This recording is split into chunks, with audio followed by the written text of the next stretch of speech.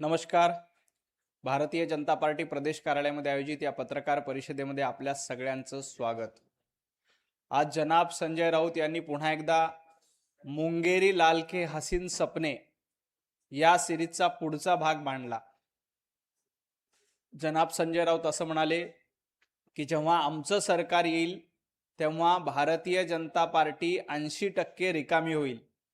संजय राऊत जेव्हा महाविकास आघाडी सरकार होतं तेव्हा भारतीय जनता पार्टीच्या आमदारांना फोडण्याचा तुम्ही प्रयत्न केला, परंतु भारतीय जनता पार्टीचा एक आमदार तुमच्याकडनं फुटू शकला नाही.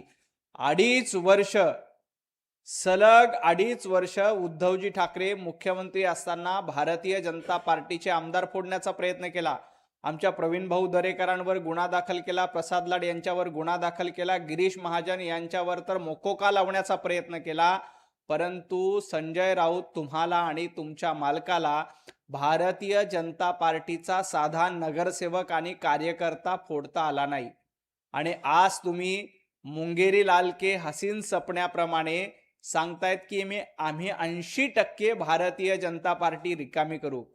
संजय राऊत, स्वप्न बघायला अजून टॅक्स लागत नाही, त्यामुळे तुमच्या या स्वप्नासाठी मनापासून शुभेच्छा.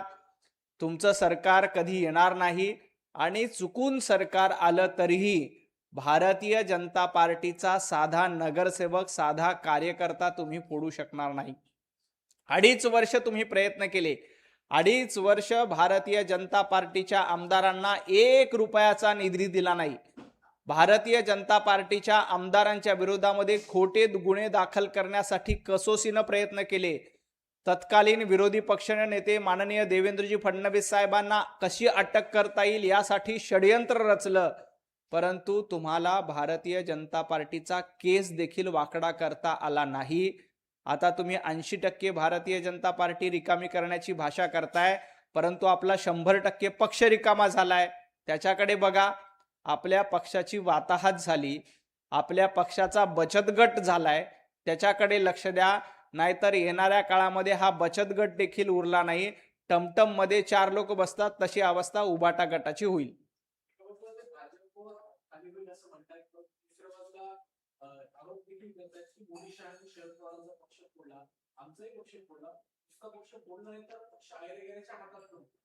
संजय राऊत असं सांगतात की आमचा पक्ष फोडला त्यामुळे आम्ही पंतप्रधान नरेंद्र मोदीजी आणि अमितभाई शाह यांना भेटायला जाणार नाही, आम्ही स्वाभिमानी आहोत. याचा अर्थ शरद पवार साहेब स्वाभिमानी नाहीत का? याचा अर्थ सुप्रियाताई सुळे स्वाभिमानी नाहीत का? याचा अर्थ पंतप्रधान नरेंद्र मोदीजींना भेटायला जाणारे राष्ट्रवादीचे 8 खासदार यांच्यावर तुम्ही प्रश्नचिन्ह उपस्थित करतायत. संजय राऊत, तुम्ही तुमचा स्वाभिमान काँग्रेसच्या चरणावर अर्पण केलाय. तुम्ही राहुल गांधींची गुलामगिरी करतायत, त्यामुळे स्वाभिमानाची भाषा संजय राऊतांनी बोलू नये. आणि पक्ष ऐरागेराच्या हाती नाहीये, तर खरी शिवसेना एकनाथजी शिंदे यांच्याकडे आहे. एकनाथजी शिंदे हे वंदनीय हिंदू हृदय सम्राट बाळासाहेब ठाकरे यांचे विचार पुढे नेण्याचं काम करतायत. त्यामुळे जनतेने हा धनुष्यबाण शिंदेजींच्या हाती दिलाय. तुमच्या सारख्यांच्या हातामध्ये हा धनुष्यबाण पेलत नव्हता. संजय राऊत, तुम्हाला गद्दारीचं रक्त लागलेलं आहे. तुमच्या हाताच्या खंजीराला गद्दारीचा खून लागलेला आहे. त्यामुळे तुम्ही अशा पद्धतीनं धनुष्यबाण पेलू शकत नव्हता. त्यामुळे खरी शिवसेना जनतेने एकनाथ शिंदेंना दिली. आणि स्वाभिमानाची भाषा संजय राऊतांनी करू नये. पवार साहेबांबद्दल तुम्ही प्रश्नचिन्ह उपस्थित करताय, सुप्रियाताई सुळेंबद्दल प्रश्नचिन्ह उपस्थित करताय आणि सांगतायत की आम्हाला स्वाभिमान आहे म्हणून आम्ही मोदीजींना भेटायला जात नाहीत. ते खासदार आहेत. पंतप्रधान नरेंद्र मोदीजी पंतप्रधान आहेत, त्याच्यामुळे खासदार आणि पंतप्रधानांची भेट होत असते. तर त्याला लगेच स्वाभिमान आणि गहाण ठेवलं या गप्पा संजय राऊतांनी करू नये.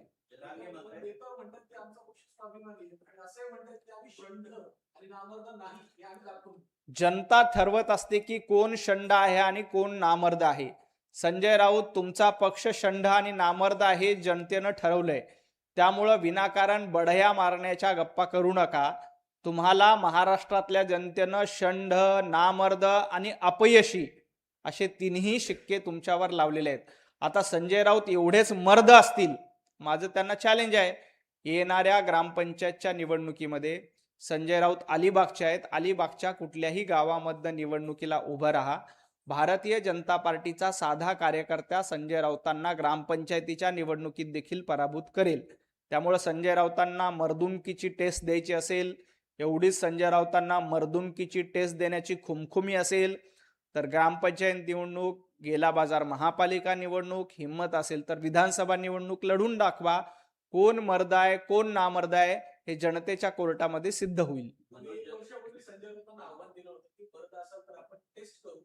अद्याप राऊतांनी ते आव्हान स्वीकारलेलं नाही. नाही, संजय राऊतांनी असं सांगितलं होतं की कोण नवनाथ बंद त्याची सुनता झालेली असेल. माझं आणखी देखील संजय राऊतांना चॅलेंज आहे की आपण सुनता कुणाची झाली हे टेस्ट करण्यासाठी वैद्यकीय चाचणी करून घेऊ. दूध का दूध पाणी का पाणी होईल. तुमची वैचारिक सुनता झाली हे महाराष्ट्राने बघितलंय. कारण तुमची वैचारिक सुनता झाल्या असल्यामुळे तुम्ही सध्या याकूब मेमनच्या कबरीच्या सुशोभीकरणाचा उदो करता.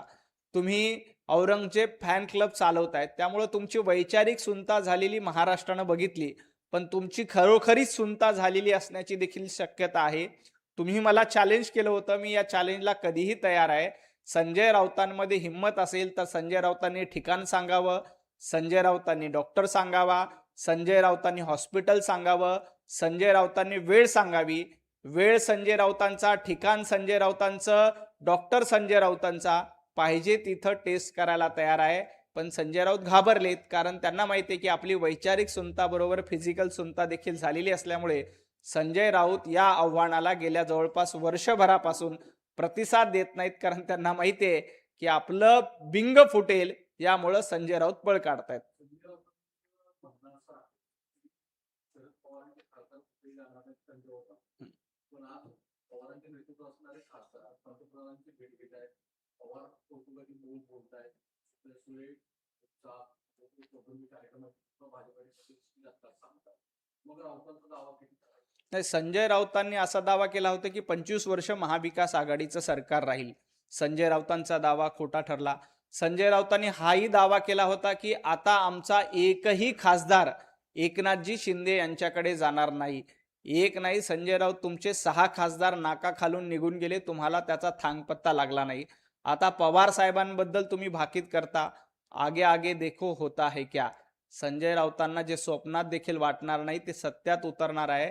त्यामुळे संजय राऊतांनी फुकाच्या गप्पा करू नये.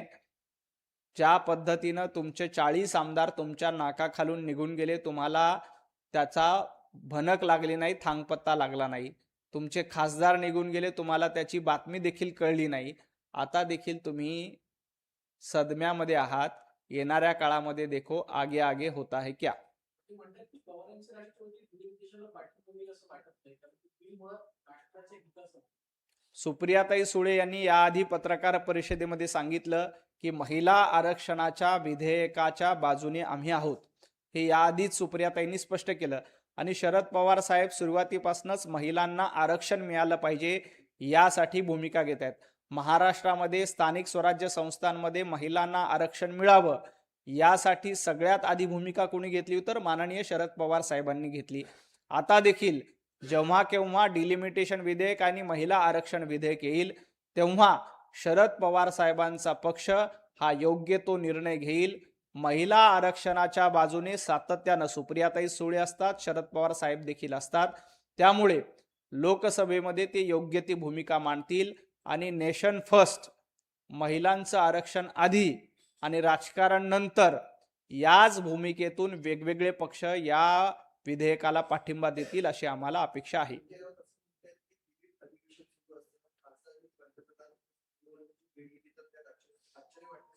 नाही, आश्चर्य वाटण्यासारखं काहीच नाही. कारण संजय राऊत सोडून बाकी सगळे पंतप्रधान नरेंद्र मोदीजींची भेट घेतात. कारण संजय राऊतांना तोंड लपवावं लागतं.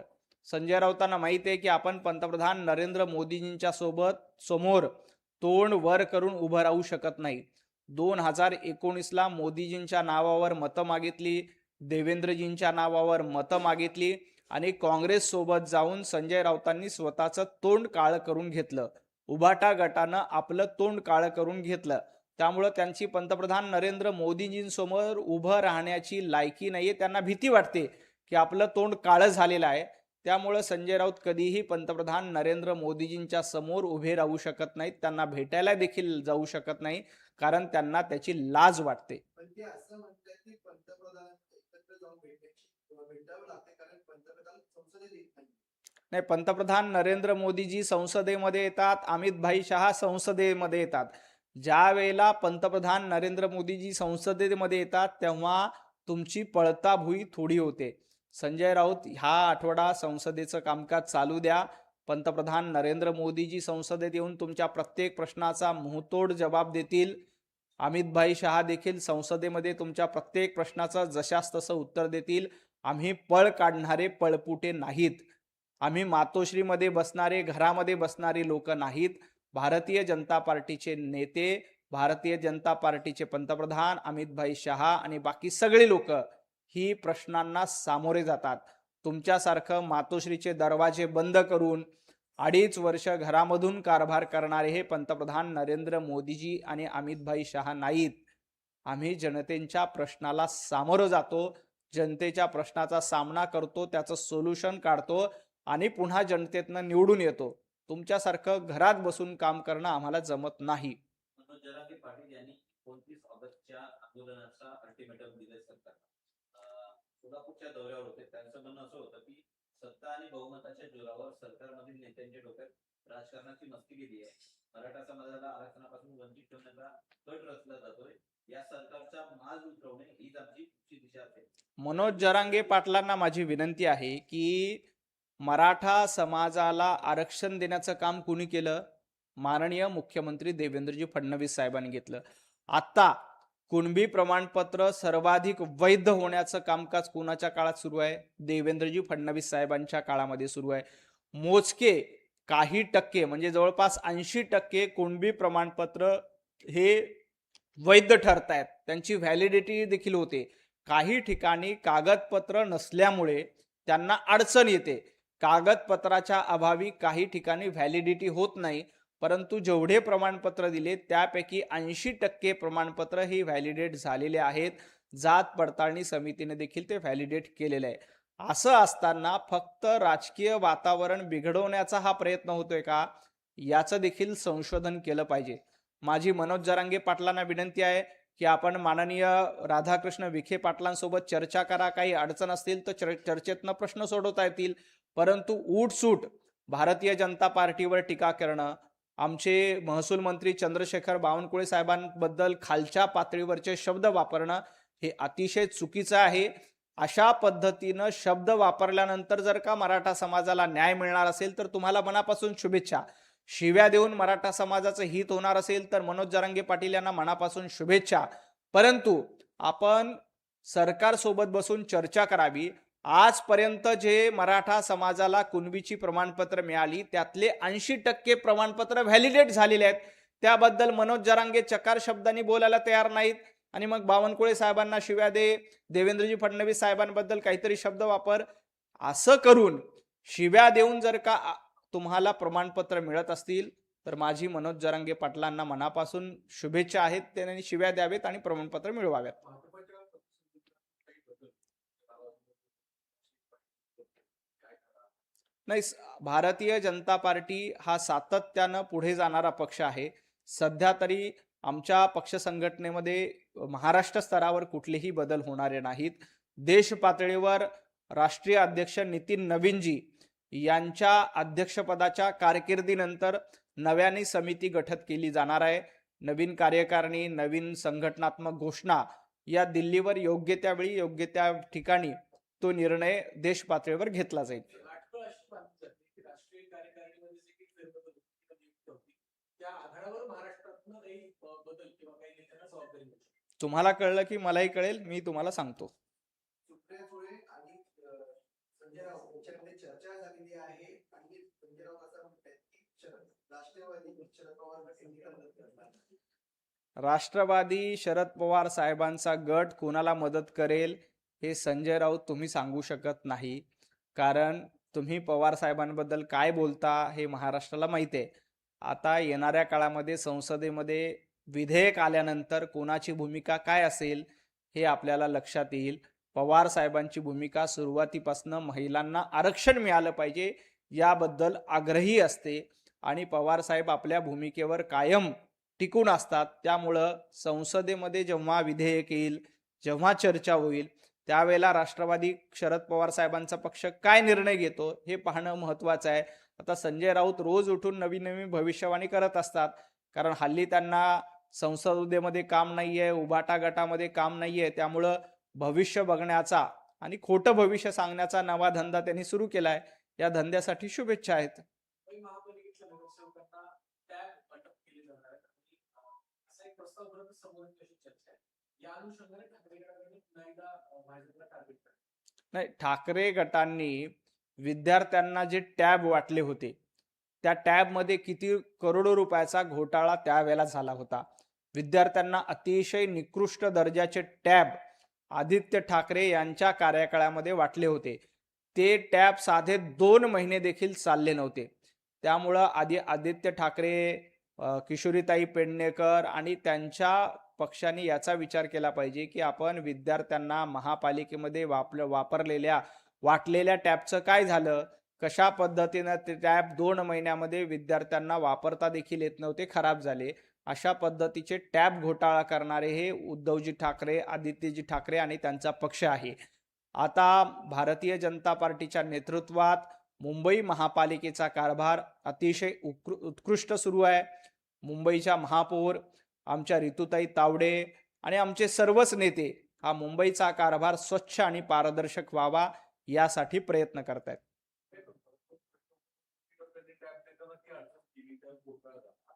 तर मग आता नगरसेवकांना आणि पदाधिकारी किंवा तिथल्या यंत्रणेमध्ये परत एकदा टॅब द्यायचं किंवा तसं अपग्रेड नवीन टेक्नॉलॉजी द्यायचं, हे का आग्रह? कारण की त्यावेळेस जर भाजपने आरोप केले होते तर आता स्वतःच त्या भूमिकेसाठी का आग्रही राहतात? नाही, भारतीय जनता पार्टीची भूमिका आहे की मुंबई महापालिका पेपरलेस व्हावी. आज आपण बघतोय की प्रत्येक नगरसेवकांना मोठ्या प्रमाणात कागदपत्रांचा वापर करावा लागतो, मोठ्या प्रमाणात पेपरचा वापर करावा लागतो. प्रत्येक महिन्याला माझ्या घरी जवळपास 300 ते 400 पेपरचा गठ्ठा येतो. प्रत्येक नगरसेवकांकडे तीच अवस्था आहे. तर मुंबई महापालिकेचा कारभार पेपरलेस करण्यासाठी मुंबई महापालिका विचार करत असेल, नव्या टेक्नॉलॉजीचा स्वीकार करत असेल आणि ते पारदर्शक पद्धतीनं करत असेल तर त्याचं स्वागत करायला हवं. त्याला विरोध करण्याचं काही कारण नाही. आज तिरंगा रॅली काढली जाते भाजपमध्ये सहभागी होते. सेन्झी आंदोलनानंतर युवकांशी कनेक्ट करण्याचा प्रयत्न केला जातो असं वाटतं.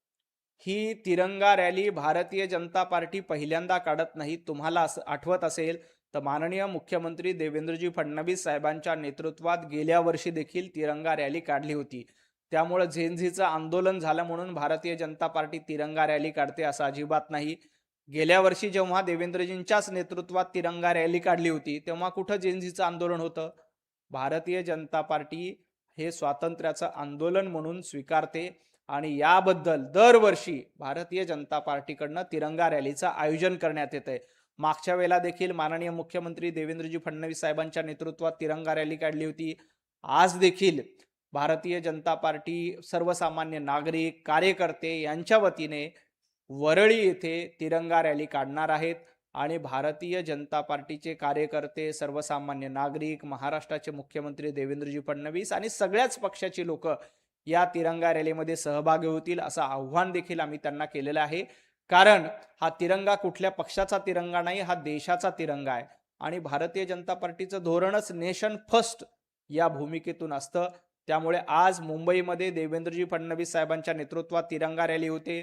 उद्या पुण्यामध्ये पुन्हा एकदा देवाभाऊंच्या नेतृत्वामध्ये तिरंगा रॅली होणार आहे आणि 14 ऑगस्टला छत्रपती संभाजीनगरमध्ये देखील आम्ही तिरंगा रॅली करतोय. देशभरामध्ये 15 ऑगस्टच्या पार्श्वभूमीवर वेगवेगळ्या ठिकाणी तिरंगा रॅलीचं आयोजन करण्यात येतंय. त्यामुळं हे काय झेंझीच्या आंदोलनामुळे होत नाही. याच्या आधी देखील तुम्हाला आठवत असेल मागच्या 4-5 वर्षापासून भारतीय जनता पार्टीच्या वतीनं अशा पद्धतीचं अभियान राबवण्यात येते. जयंत पाटलांचा आणि मुख्यमंत्र्यांचा एकत्र विमान प्रवास चर्चेचा विषय ठरतो. एका बाजूला खासदार मोदींना भेटतायत आणि राज्यातील नेते फडणवीसांसोबत प्रवास. नाही, देवेंद्रजी फडणवीस आणि जयंत पाटलांची योगायोगाने त्या फ्लाईटमध्ये भेट झाली. देवेंद्रजी फडणवीस कमर्शियल फ्लाईटनी कोल्हापूरला जात होते. त्याच वेळी जयंत पाटील देखील त्याच फ्लाईटमध्ये, तुम्हाला आठवत असेल नागपूरला जात असताना उद्धवजी ठाकरे आणि देवेंद्रजी फडणवीस अशाच पद्धतीनं कमर्शियल फ्लाईटमध्ये एकमेकांच्या सोबत होते. याचा अर्थ त्यातनं लगेच काहीतरी राजकीय भूमिका निघतील असा होत नाही. संजय राऊतांनी सांगितलं ते आणि राहुल नार्वेकर बोटीतनं बऱ्याच वेळेला अलिबागला एकत्र जातात. आता दोघंही एकत्र आल्यावर संजय राऊतांनी सांगितलं आम्ही का बोटीतनं उड्या मारायच्या का? तसं विमानात बसल्यानंतर एकत्र जावं लागतं, प्रवास करावा लागतो आणि लोकशाहीमध्ये सर्व नेत्यांनी एकमेकांना सोबत घेऊन चाललं पाहिजे. कुठेही आपण एकमेकांच्या विरोधात नसतो, एकमेकांचे शत्रू नसतो. राजकीय मतभेद निश्चित असतात, परंतु एकमेकांचं शत्रू पूर्वीच्या काळामध्ये लढाई झाल्या की एकमेकांचा शिरच्छेद केला जायचा. आता लोकशाही आहे, आता हुकुमशाही नाही आहे, तर एकमेकांच्या सोबत जायला हवं. त्याच्यामध्ये काहीही गैर आहे असं मला वाटत नाही. वडेट्टीवार मात्र म्हणतात की त्या योगायोगांमध्ये प्रवासांमध्ये गाठीभेटी शिजतंय काय? विजय वडेट्टीवार नागपूर ते मुंबई देवाभाऊंसोबत कधी प्रवास करणार याची वाट आम्ही बघतोय. कारण विजय वडेट्टीवारांच्या मनामध्ये काय शिस्त आहे. चंद्रपूरमध्ये त्यांचं नेतृत्व नाकारलं जात आहे. त्यांचे प्रदेशाध्यक्ष हर्षवर्धन सपकाळ हे विजय वडेट्टीवारांना किंमत देत नाहीत.